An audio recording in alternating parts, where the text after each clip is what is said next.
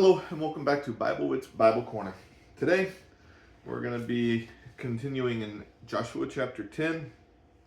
I'm going to read verses 22 through 28, starting with the English Standard Version. Then Joshua said, "Open the mouth of the cave and bring those 5 kings out to me from the cave."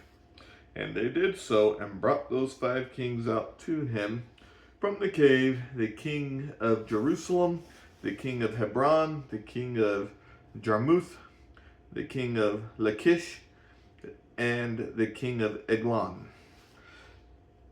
And when they brought those kings out to Joshua, Joshua summoned all the men of Israel and said to the chiefs of the men of war who had gone with him, "Come near, put your feet on the necks of these kings." Then they came near and put their feet on their necks. And Joshua said to them, "Do not be afraid or dismayed.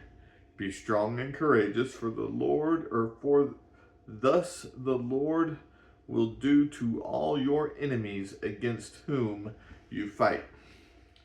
And afterward Joshua struck them and put them to death, and he hanged them on 5 trees. And they hung on the trees until evening. But at the time of the going down of the sun, Joshua commanded that they took them down from the trees and threw them into the cave where they had hidden themselves. And they set large stones against the mouth of the cave, which remain to this very day. As for Makkedah, Joshua captured it on that day and struck it and its king with the edge of the sword. He devoted to destruction every person in it. He left none remaining, and he did to the king of Makkedah just as he had done to the king of Jericho. New Century Version. Joshua said, "Move the rocks that are covering the opening of the cave and bring those 5 kings out to me." So Joshua's men brought the 5 kings out of the cave, the kings of Jerusalem, Hebron, Jarmuth, Lachish, and Eglon. When they brought the 5 kings out to Joshua, he called all his men. He said to the commanders of his army, "Come here and put your feet on the necks of these kings." So they came close and put their feet on their necks. Joshua said to his men, "Be strong and brave. Don't be afraid, because I will show you what the Lord will do to the enemies you will fight in the future." Then Joshua killed the 5 kings and hung their bodies on 5 trees, where he left them until evening. At sunset, Joshua told his men to take the bodies down from the trees. Then they threw them into the same cave where they had been hiding and covered the opening of the cave with large rocks, which are still there today. That day Joshua defeated Makkedah. He killed the king and completely destroyed all the people in that city. As an offering to the Lord, no one was left alive. He did the same thing to the king of Makkedah as he had done to the king of Jericho. Okay, so we see here what Joshua does to these 5 kings. He's some people would call this a power display, what have you. He's doing what God has commanded him to do. God has commanded him to go into this land and to not leave anyone alive. But in doing this, he is also showing the people of Israel and the commanders of his army, hey, what I am getting ready to do to these kings is what God has promised will happen to this whole land if we do what he says, if we follow God's word, follow his will. So he kills those 5 kings, and that very same day they take over the town that they had camped near, Makkedah. Okay, so we're seeing that the Israelites are starting to take over more and more of this land.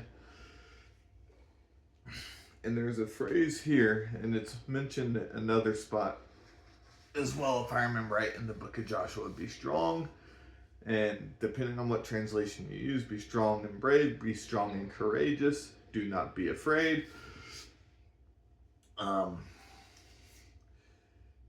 That phrase is key to even our walk with God today. Because if we are weak and timid in our faith, and we let people walk all over us, we're never going to be bringing people to Christ that way. But if we are strong in our faith, if we are brave in the way that we present what we know, present God's word, and we show no fear because we know that God is in control, we can bring people to God that way. Now, I'm not saying go out and show your strength physically and beat people up. No, that's not what I'm saying at all. Being strong in your faith is a mental thing. You got to be mentally strong to understand what it takes to be a Christian, what it takes to follow God.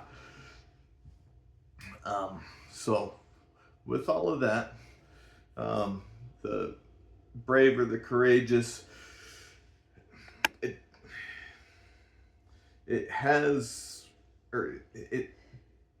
timid person has a hard time going out and speaking to a large crowd.